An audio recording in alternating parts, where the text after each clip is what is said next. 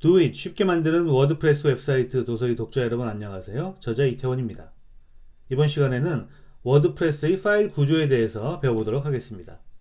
워드프레스의 파일 구조를 확인하려면 우선 FTP로 웹사이트에 접속해야 하겠는데요. 자, 루트 디렉터리인 www를 확장하면 wp admin, content include 3개의 디렉터리가 있습니다. 이 중에서 wp admin과 wp include는 워드프레스 시스템에서 사용하기 때문에 특별히 우리가 손댈 이유는 없을 것이고요. wp content 디렉터리가 바로 우리가 업로드한 여러가지 파일들이 저장되어 있는 곳입니다. 자, 우리가 워드프레스의 파일 구조를 알면 도움이 되는 이유는 워드프레스 웹사이트를 관리할 때 좀 더 수월하게 하기 위해서이겠고요. 또 하나는 워드프레스를 백업할 때 어떤 파일들을 백업을 해야 되는지 확인하기 위해서이겠죠. 자, WP 컨텐트 디렉터리에는 다음과 같은 하위 디렉터리들이 있습니다.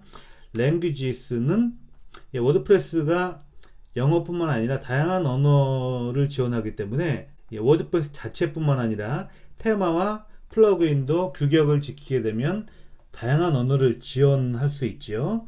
여기에 대한 자세한 부분은 39번 동영상 테마와 플러그인의 한글 변환 부분에서 자세하게 설명드리도록 하겠습니다. 플러그인스 디렉터리는 설치한 플러그인들의 파일들이 저장되어 있는 곳이죠. 언제 사용하느냐? 만약에 플러그인이 다른 테마나 다른 플러그인들과 충돌을 일으켜서 웹사이트가 멈추는 경우, 그런 경우에는 관리자 모드로 접속을 할 수 없기 때문에 문제가 될 것으로 예상되는 그런 플러그인들을 찾아서 비활성화 시킬 수가 없겠죠. 그런 경우에는 FTP로 이 플러그인스 디렉토리에 들어가서 가장 마지막에 활성화시키거나 설치하거나 했던 문제가 있을 것으로 예상이 되는 그런 플러그인들, 예를 들어서 워드프레스 SEO라고 가정을 해보죠.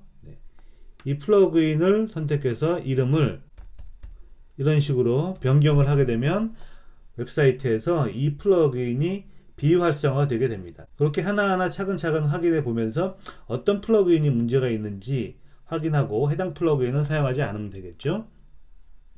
다음은 테마 디렉터리입니다. 테마 디렉터리에는 설치한 워드프레스 테마들이 저장되어 있는데요.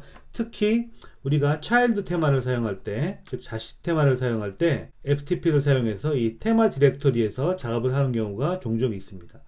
예를 들어서 2014 테마에 있는 특정한 파일을 복사해서 차일드 테마로 옮길 경우에는 다운로드를 한번 했다가 다시 해당 디렉터리를 선택해서 업로드를 하게 되는 이런 프로세스를 거치게 되죠.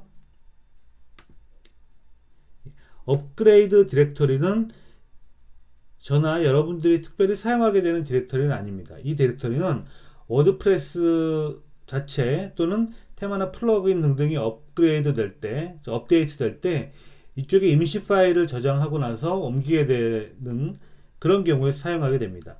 그래서 업데이트가 완료되고 나면 이곳에는 아무것도 파일이 남지 않죠. 그대로 놔두면 되겠습니다.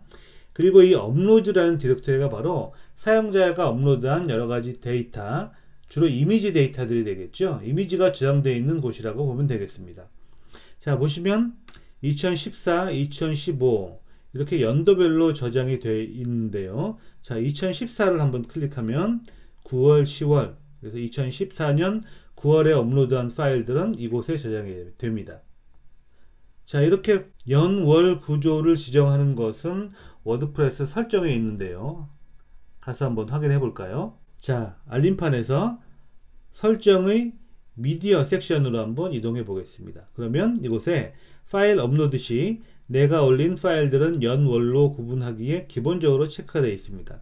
이곳을 체크를 해제하게 되면 연월 디렉터리가 없이 한꺼번에 모두 저장이 되는 거죠.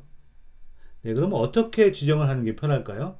워드프레스에서 권고해 주는 대로 연월별로 분류해서 사용하는 게 더 편할 겁니다.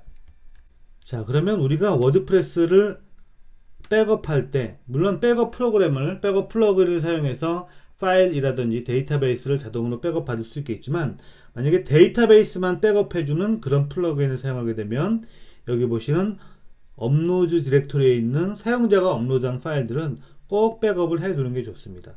물론 테마와 플러그인, 언어 등등도 백업을 해두면 나쁠 건 없지만 백업해야 될 용량도 많아지고 시간도 많이 걸리기 때문에, 그리고 워드프레스 부분들은 다시 설치하면 되겠죠.